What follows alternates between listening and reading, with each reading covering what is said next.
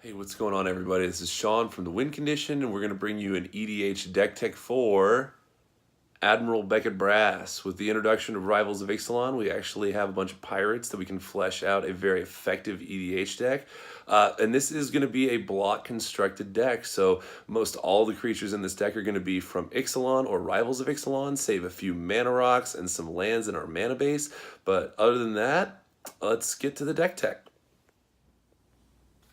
So, when we look at Admiral Beckett Brass, her ability says, other pirates you control get +1/+1. At the beginning of your end step, gain control of target non-land permanent controlled by a player who was dealt combat damage by 3 or more pirates this turn. It's important to note that that's non-land permanent, so things like artifacts, enchantments can be stolen with Admiral Beckett Brass. So the build that I thought when I was going to build her was going to focus more around actually being aggressive with some very cheap costing pirates, so you can actually get in and get some of that stealing action going on. And the creatures that you want to have are going to be somewhat evasive while being somewhat cheap. So we'll go ahead and we'll start with the creature suite that we're going to be running here. First, we're going to bring Prosperous Pirates. So for 4 and a blue, you get a 3/4 human pirate. When it enters the battlefield, create 2 treasure tokens. So that's just added value here. There's also going to be a pretty heavy treasure sub-theme going on to make this deck go a little bit nicer. Deadeye Quartermaster, 2/2 for 3 and a blue. When Deadeye Quartermaster enters the battlefield, you may search your library for an equipment or vehicle card, reveal it, put it in your hand, and shuffle your library. There's a few equipment and maybe one vehicle card in here, but still, it's a pirate. It allows you to tutor up some good stuff, and it's some pretty good work for synergy there. Siren Stormcaller. It's going to be 1 blue for a 1/1 flying. Sacrifice Siren Stormcaller and a blue. Counter target spell or ability that targets a creature you control. Admiral Beckett Brass is going to be gaining a lot of hate when she hits the battlefield, so it's in our best interest to protect her while she's out there, as well as some other key pieces, and you can't get burned out or targeted yourself. Stormfleet Aerialist is a new addition from Rivals of Ixalan, and for 1 and a blue, you get a 1/2 flyer with Raid, and when it enters the battlefield with a 1/1 counter on it if you attacked with a creature this turn. So potentially be a 2/3 flyer when it comes in for 2 mana. Not too bad. Again, human pirate synergy. Rivals of Ixalan did give us quite a few new pirates, which allows us to flesh out a tribal pirate deck. So this is definitely more of a possibility now with Rivals of Ixalan. Slippery Scoundrel for 2 and a blue, a 2/2 with Ascend. As long as you have the City's Blessing, it is hexproof and can't be blocked, which is very important when you're dealing with Brass's ability of, when you have 3 pirates damage an opponent. Unblockability and flying actually becomes very, very important for us here. Okay, so this is a fun card. Crafty Cut Purse for 3 and a blue, 2/2 flash. When it enters the battlefield, each token that would be created under an opponent's control this turn is created under your control instead. So fun things like that Splinter Twin, Kiki Jiki, Polyraptor, Progenitor Mimic, anything that creates a token, you can flash this thing in and gain some advantage through that, catch your opponent off guard, and kind of take over the game. Daring Saboteur. For 1 and a blue, you get a 2/1, and you can tap 3 to make it unblockable. When it deals combat damage to a player, you may draw a card if you do discard a card. So looting, this is a very cheap pirate, and it's very efficient. And if you have the creatures out and you can spend the mana to make her unblockable, it really gets, once Brass's ability goes online, it gets absolutely nuts. And let's not forget the fact that Brass buffs your pirates by 1/1, so that'll be a 3/2. This is a really fun one. Warkite Marauder. For 1 and a blue, you get a 2/1 flyer. When it attacks, target creature defending player controls loses all abilities and has base power and toughness 0/1 until end of turn. This has been doing a lot of work for me. I kind of threw it in there thinking, oh, it'll be nice, but oh my gosh, there's so many times when it actually just breaks the game in my favor. Dreamcaller Siren, 2 and 2 blue for a 3/3 flash flying. It can block only creatures with flying. When it enters the battlefield, if you control another pirate, tap up to 2 target non-land permanents. Guess what? We're going to control another pirate. So this guy's going to be able to tap down your opponent, make it easier for you to swing in, get that damage. And this has flash, so you can do it on your opponent's end step and then attack with it as well. Just really sort of sculpt the board in your favor so that you can get in there and get that bonus from Brass stealing an opponent's non-land permanent. Why not? Ravenous Chupacabra, 2/2. Ravenous Chupacabra enters the battlefield, destroy target creature an opponent controls. Just boom. Get your opponent's creatures out of there so that your pirates can get in and attack. This itself is not a pirate, but it is in the block, and therefore it is acceptable, and it does do a lot for you. So Ravenous Chupacabra is a just good card. Fathom Fleet Captain. If you drop this guy early, you are off to the races. So 1 and a black for a 2/1 with Menace. I repeat, Menace. When it attacks, if you control another non-token pirate, if you control another non-token pirate, you may pay 2. If you do, create a 2/2 black pirate creature token with Menace. You're a Menace creature producing other Menace creatures, making it hard for your opponent to block, making it even easier for you to get Brass's ability going online. Again, the +1/+1 from Brass really, really, really helps with these pirates. Deadeye Tracker. For 1 black, you get a 1/1, and you can tap 1 and a black, tap exile 2 target cards from an opponent's graveyard. Deadeye Tracker explores. So you get some graveyard hate, which in Commander is very good. Plus exploring makes this even bigger, and then along with Brass makes him even bigger. So for a 1-drop, not that bad. Kitesail Freebooter. If you don't know about this guy yet, what rock have you been living under? For 1 and a black, you get a 1/2 flyer. When it enters the battlefield, target opponent reveals their hand. You choose a non-creature, non-land permanent from it. Exile that card until Kitesail Freebooter leaves the battlefield. It's flying, so again, really works with Brass, trying to get in there for those attacking pirates, dealing damage to your opponent. Forerunner of the Coalition, 2 and a black for 2/2. When it enters the battlefield, you may search your library for a pirate card, reveal it, then shuffle your library and put that card on top of it. Whenever another pirate enters the battlefield under your control, each opponent loses 1 life. That second ability is somewhat relevant, not really, but the fact that you can go get your key pirate and put it on top of your deck so that you can draw it next turn is pretty huge, and you'll see which pirate I want to get most of the time coming up here. Dire Fleet Poisoner. 1 and a black, you get a 2/2 flash death touch. When it enters the battlefield, target attacking pirate you control gets +1/+1 and gains death touch until end of turn. I use this guy with the Fathom Fleet Captain for like maximum gains because you attack with a 2/1 Menace. They have to block with 2 creatures, and then you do the Poisoner, you give it death touch, +1/+1. You can kill both the creatures that are blocking it.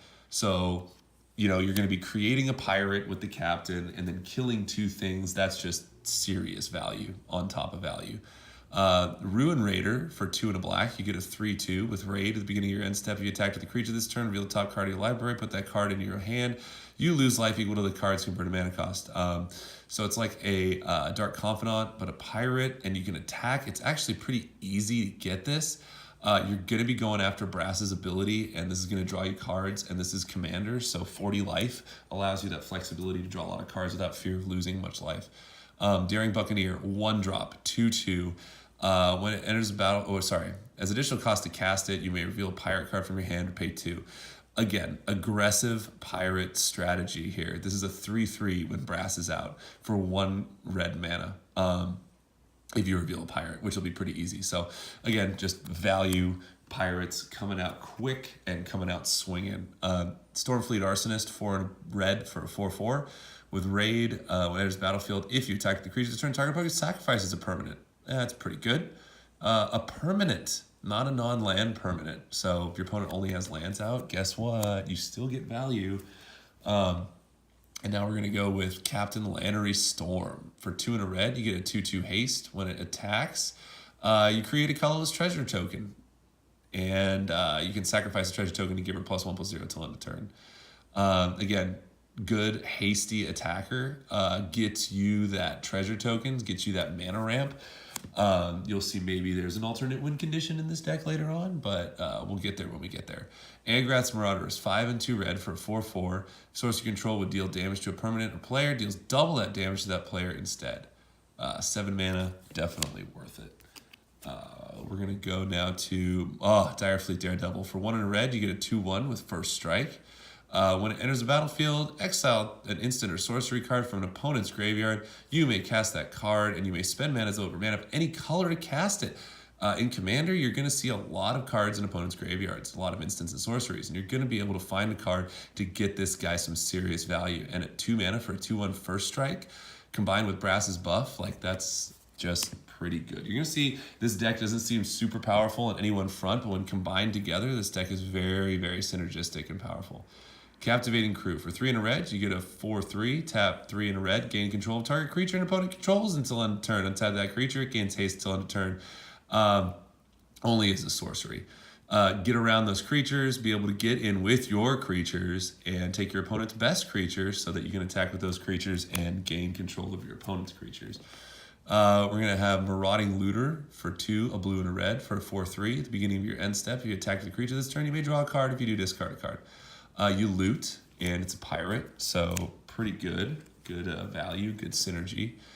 Dire Fleet Neckbreaker for 2, a black and a red. You get a 3/2. Attacking pirates you control get +2/+0. So the power is definitely a thing. I mean, we're really going for the evasion and trying to get in for some stealing, but 2/0 is not, unheard of. Once you get a big board and your opponent's kind of sitting there, you have more permanence than your opponent. Get in there for that added damage. Just really, really good and valuable. Stormfleet Sprinter, 1 a blue and a red, 2/2 haste, can't be blocked. This is perfect. Get in there with this guy, maybe a couple flyers, activate Brass's ability, and the +1/+1 buff again makes that do even more damage. Deadeye Brawler, 2 blue and a black for a 2/4 Death Touch. It has Ascend. When it deals combat damage to a player, if you have the City's Blessing, draw a card. I mean, that's just value. It's Death Touch. They're not going to want to block it, and if they do, it would be with a tiny creature. Oh well. Chump blocks are fine. Deadeye Plunderers. This has been an all-star for me. 3, a blue and a black for a 3/3. Deadeye Plunderers gets +1/+1 for each artifact you control. That includes Treasure People. For 2, a blue and a black, you can create a treasure artifact creature token. This thing blocked a Gishath. Buffed Gishath. I think it was like a 11/11 at one point. The Deadeye Plunderers was. Treasure is real in this deck, as you'll see later, and that guy just gets absurdly huge. And then Hostage Taker. This would probably be the most frequent target with your coalition guy to search. Hostage Taker, when it enters the battlefield, exile an artifact or creature. Is it anyone that you can even control it, and then you can cast that card as long as it remains exiled. You may spend mana over any color or type to cast that spell. Any type to cast that spell. So that's colorless included. So 2 black and a blue for a 2/3. Hostage Taker is an amazing card. All right, we're moving on to artifacts here. We've got Traveler's Amulet. This is a Grixis deck, so for 1 mana, you can tap 1, sacrifice Traveler's Amulet, search your library for a basic land card, reveal it, put it in your hand, then shuffle your library. Black, blue, and red aren't necessarily the best at mana fixing, so we kind of have to do what we can. Sorcerer's Spyglass. For 2 mana, Sorcerer's Spyglass enters the battlefield, target opponent reveals their hand, choose a card name. Activated abilities of sources of that name can't be activated unless they're mana abilities. So you don't have to do a card that's in their hand. You can do their general. It really doesn't matter. Sorcerer's Spyglass, definitely a very strong card and very on theme with the pirating. Pirate's Cutlass. For 3 mana, you get a equipment. It gives a creature +2/+1 with an equip cost of 2. But when Pirate's Cutlass enters the battlefield, you can attach it to a pirate you control, which again shouldn't be hard in this deck. So then we move on to Captain's Hook. For 3 mana, and equipped creature gets +2/+0, has menace, and is a pirate in addition to its other types. When Captain's Hook becomes unattached from a permanent, destroy that permanent. That's okay. Giving a creature menace in this deck is huge because getting in with 3 creatures is all we really want to do. And with an equipped cost of 1, if a creature dies, you can plop it onto another creature relatively easily and just keep on with the aggressive strategy. Dousing Dagger. When it enters the battlefield, target opponent creates 2/0/2 plant creature tokens with Defender. Equipped creature gets +2/+1. When a equipped creature deals combat damage to a player, you may transform Dousing Dagger into the Lost Veil. And you can tap to add 3 mana of any one color to your mana pool. So again, in a Grixis deck, it's very important to get that color spread, and this is severe mana ramp, and oh yeah, it has an equip cost of 2. So you have a lot of evasive pirates that you can really get in and flip that pretty easily. Treasure map, of course, pirates, 2 mana, you get a artifact, tap 1, tap it, scry 1, put a landmark counter on it. Then if there are 3 or more landmark counters on it, remove the counters and transform it and create 3 treasure tokens. And this transforms into Treasure Cove, which says tap, add a colorless, or tap, sacrifice a treasure, draw a card. So some good card draw, good scrying, and good mana ramp. Treasure map is just an all-around great card to have. Next we move on to Pillar of Origins for 2 mana. As it enters the battlefield, choose a creature type. Tap, add 1 mana of any color to your mana pool. Spend this mana only to cast a creature spell of the chosen type. Pirates, spoiler alert, you're going to choose Pirates. Conqueror's Galleon, 4 mana. We get a vehicle, a 2/10. When it attacks, exile it at the end of combat, then return it to the battlefield transformed under your control. And it has a crew cost of 4. Conqueror's Galleon transforms into Conqueror's Foothold, which has tap, add a colorless 2 mana pool. Tap 2 and tap it, draw a card, then discard a card. Tap 4, tap it, draw a card.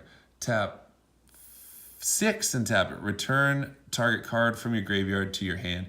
This is just a toolbox right here. And honestly, if you're not attacking with this, what are you doing with your life? It's a 2/10, so it's going to be very hard for your opponent to kill it. But again, we're trying to attack and get in there with creatures, so good stuff. Whoa! This card is so good. The Immortal Sun. Players can't activate Planeswalker abilities. At the beginning of your draw step, draw an additional card. Spells cost 1 less, and creatures get +1/+1 for 6 mana. This card is ridiculous. Get your Immortal Suns, people. Vance's Blasting Cannons for 3 and a red.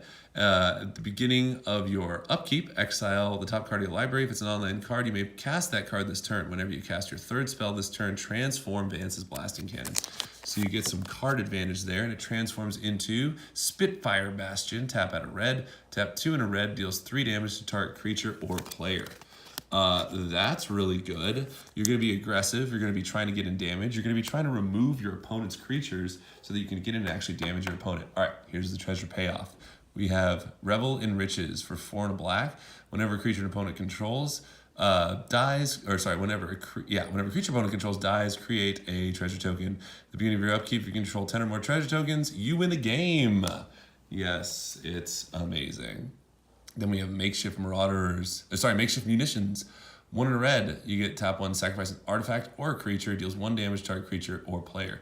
You can steal creatures with brass, then sacrifice them to do the ultimate humiliation to your opponent. You can also sacrifice treasure tokens to do damage. It's awesome and amazing at the same time.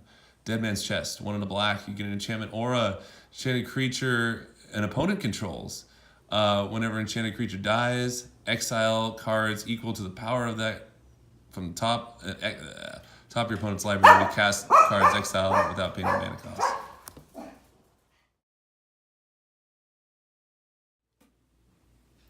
All right, moving along, we have Storm the Vault, which is 2, a blue and a red for a legendary enchantment. Whenever 1 or more creatures you control deals combat damage to a player, create a treasure token.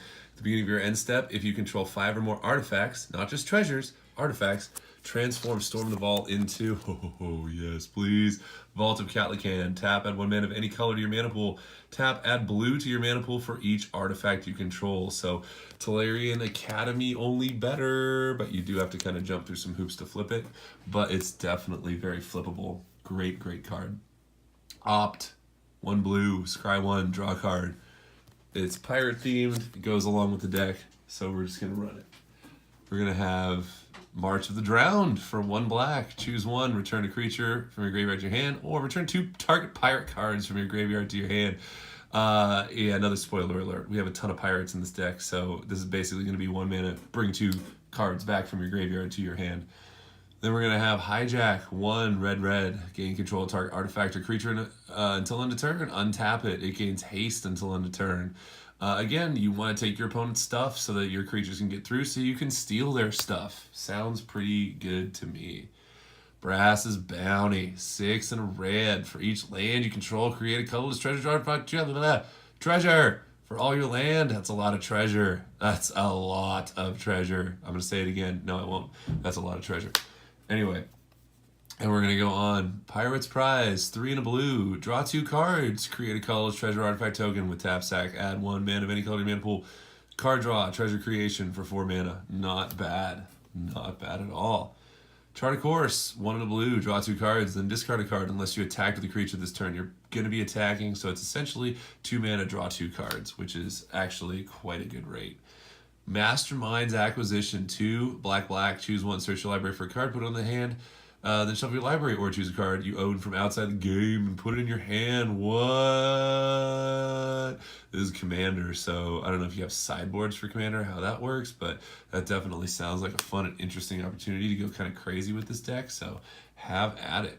Sword Point Diplomacy, 2 and a black. Reveal the top 3 cards of your library. For each of those cards, put that card in your hand unless the opponent pays 3 life, then exile the rest. So they paid 9 life, you get nothing, but they lose 9 life, or any combination of draw 3 cards or paying life. Interesting, good card draw spell. I've liked it so far.